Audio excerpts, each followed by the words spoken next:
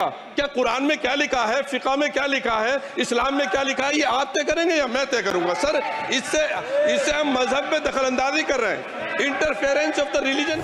मुस्लिम के साथ में यह अन्याय क्यों है? और सुन लीजिए सर, मैं आपकी तवज्जो के चाहता हूं, दुनिया का सबसे पहला वक़्फ़ खाने काबा मक्के में है। क्या हम उसके ऊपर भी सवाल उठाएंगे कि वहां पर भी हमारा कोई हिंदू भाई हो? हम अपने वकार को, अपनी इज्जत को, अपने मुल्क की, अपने शान को, अपने संविधान को खुद अपने पैरों तले रौंद रहे हैं। और वक़्फ़ एक मुसलमानों का मजहबी अमल है, एक मजहबी फरीजा है। इससे उनको महरूम कॉन्स्टिट्यूशन के जरिए से भी कोई ताकत नहीं कर सकती। दोस्तों, आप तमाम लोग जानते हैं कि वक्फ एक्ट में संशोधन करने की बात सामने आ रही है और वक्फ बिल जो है वो आज सदन में पेश कर दिया गया है। और इस बिल के पेश करने के बाद कहीं ना कहीं प्रधानमंत्री नरेंद्र मोदी के नेतृत्व वाली ये केंद्रीय सरकार ये चाहती है कि वक्फ बोर्ड में जो मुसलमानों के हक और हुकूक है उसे किसी तरह जो है उनसे छीन लिया जाए। जी हां, आपको बताते चले कि आज जब सदन में इस बिल को पास किया गया उसके बाद विपक्ष के तमाम नेताओं ने जम करके इस विधेयक का, इस बिल का विरोध किया है। आपको बताया कि समाजवादी पार्टी के नेता और पार्लियामेंट के पास की मस्जिद के इमाम मुहिबुल्लाह नदवी साहब ने जम करके इस कानून का विरोध किया, इस बिल का विरोध किया। उन्होंने ये बात बताई है कि आप जो संशोधन करना चाहते हैं, आप ये चाहते हैं कि अब मुसलमानों के हक और हुकूक के जो मामलात हैं, आप उसमें, खास करके जो मुसलमानों का अपना मामला है, उसमें आप जबरदस्ती का हस्तक्षेप कर रहे हैं। इन्होंने सीधे तौर पर यह बात कही कि कुरान,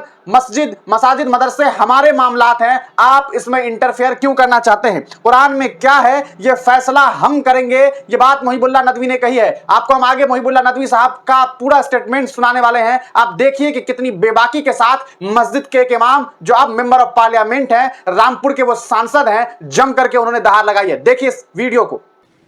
बिस्मिल्लाहिर्रहमानिर्रहीम। जनाब सदर, मैं आपकी तवज्जो इस तरफ चाहता हूं आपके माध्यम से कि मैं वाहिद आदमी हूं इस सदन में जिसमें वन मैन कमेटी आपके द्वारा बनाई गई सरकार के, और मैं उसमें पेश हुआ 123 प्रॉपर्टी में। जस्टिस आर्यन ने जो रिपोर्ट पेश की, आज तक वक्फ बोर्ड को नहीं बताया गया, चूंकि वो आपकी मंशा के खिलाफ थी और गवर्नमेंट की मंशा के मुताबिक नहीं थी।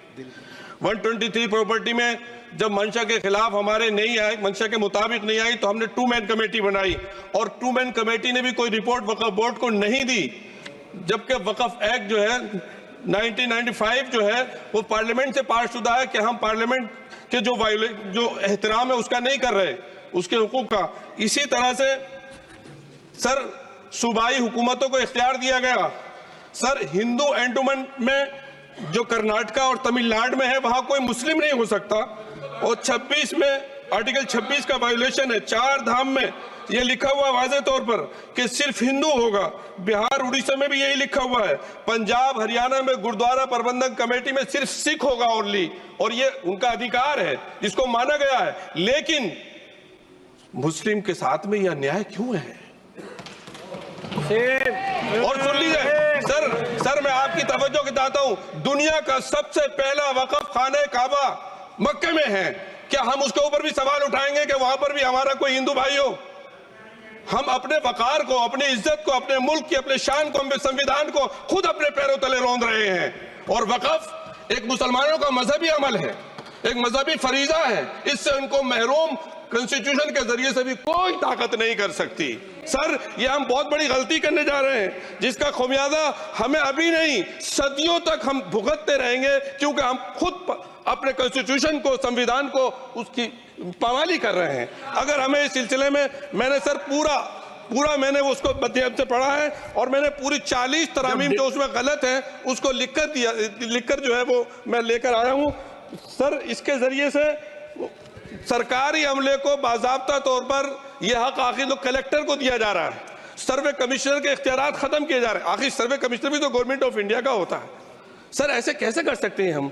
और फिर सर, उसमें मेरे मजहब के मुतालिक चीजें हैं तो वो कैसे कोई दूसरा तय करेगा?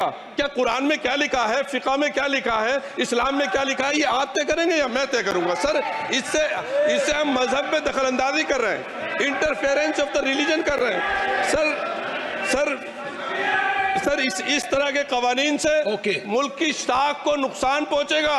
कॉन्स्टिट्यूशन की स्प्लिट हम खत्म कर देंगे। और अगर ये होगा तो कोई भी अकलियत, कोई भी माइनॉरिटी अपने आप को हिंदुस्तान में सेफ नहीं करेगी। पिछले दिनों सिखों के साथ भी ये हुआ और कुछ क्या कहते हैं ईसाई भाइयों के साथ भी इस तरह के वाकयात हुए हैं, जिसकी वजह से सब लोग अपने आप को असहाय महसूस कर रहे हैं। 10 साल से जो मुल्क में माइनॉरिटीज के साथ, उनके हुकूक के साथ, उनके रिलीजन फ्रीडम के साथ जो खिलवाड़ किया जा रहा है, उससे रूह कांप जाती है। और दिल ऐसा महसूस होता है कहीं ऐसा ना हो कि जनता इन हुकूक के लिए, कॉन्स्टिट्यूशन को बचाने के लिए दोबारा सड़कों पर आ जाएगी।